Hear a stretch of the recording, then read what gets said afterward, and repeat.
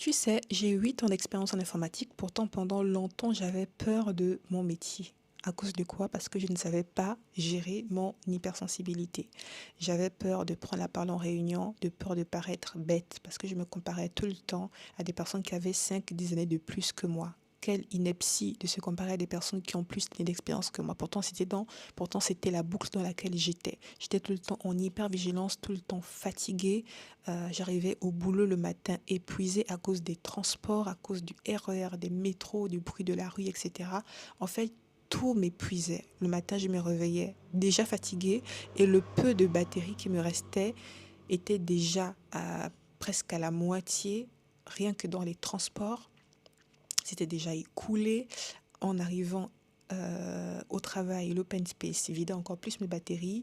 Le bruit des Teams, des Skype, pour ceux qui ont connu Skype à l'école, le bruit dans l'open space, le bruit des ascenseurs, la luminosité, la climatisation, les escaliers, les ceci, les cela. En fait, j'étais tout le temps, tout le temps, tout le temps en hyperstimulation et toutes ces informations me fatiguaient vraiment. Genre vraiment. Quand il fallait répondre à un message Teams, je figeais. Je figeais. Une simple réponse que je pouvais envoyer en, on va dire, 10 secondes, je mettais 2, 3 minutes pour y répondre parce que je me demandais, mais est-ce que j'ai bien formulé? Est-ce qu'il va comprendre? Est-ce que si je réponds comme ça, il va se dire que mais celle-là elle ne comprend pas vraiment? Elle n'a pas utilisé le bon mot-clé, ça signifie qu'elle n'est pas vraiment compétente. En fait, je faisais des fixettes sur des tout petits éléments de peur d'être jugée parce que, en fait, mon système nerveux qui n'était pas régulé, qui était trop plein, qui était saturé, en fait, créait me poussait à me raconter des histoires pour justifier une peur de rejet. Et donc, ma peur de rejet, bah, ça passait par quoi? Ça passait par mes compétences. Je paniquais lorsqu'il fallait répondre à un mail et à plusieurs reprises, j'ai décliné des opportunités de monter en responsabilité. J'ai décliné. Pourquoi? Parce que j'étais fatiguée. Et je me disais, mais attends, c'est déjà là, avec ce qu'on me donne à faire, qui n'est pas déjà mal, je me sens tout le temps autant fatiguée. Mais si on élargit mon scope, mais je vais crever. Et c'était littéralement ce que je me disais. J'étais tout le temps fatiguée et je ne croyais pas en la possibilité, je ne croyais pas en ma possibilité de gérer des plus gros scopes avec de plus de technologie, gérer des équipes parce que j'étais tout le temps fatiguée et effectivement mon système nerveux me faisait bien comprendre que il ne pouvait pas en fait porter autant de responsabilités. Il fallait déjà que j'apprenne à m'auto-réguler avec l'existant pour savoir accueillir ce qu'il fallait accueillir par la suite. Évidemment, aujourd'hui, c'est totalement différent. Je fonctionne différemment parce que j'ai appris à me comprendre, me connaître.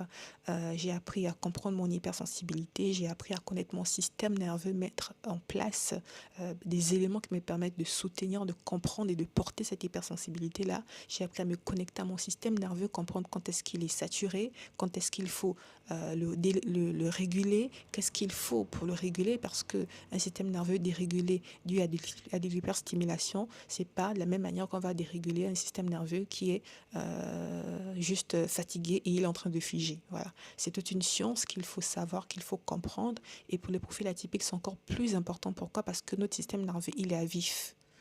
On a cette faculté de comprendre, de capter plus d'informations. Donc notre système nerveux est bien plus sollicité.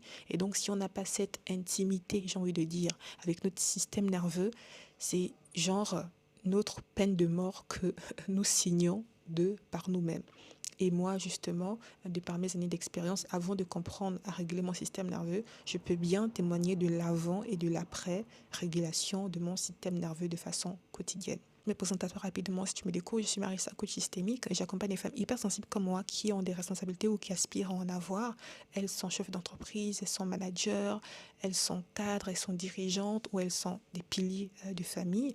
Dès qu'il y a des responsabilités et de l'hypersensibilité, je suis la personne qui pourra t'aider à créer cette structure intérieure qui te permettra de soutenir tes ambitions.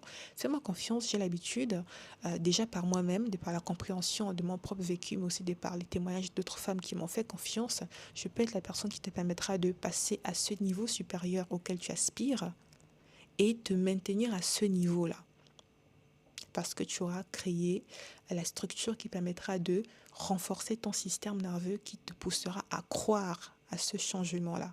Parce que si ton système nerveux ne soutient pas tes ambitions, il n'est pas aligné à ce que tu veux, s'il n'est pas assez dilaté pour absorber ce changement d'identité que tu veux opérer, crois-moi, il va te ramener plus bas.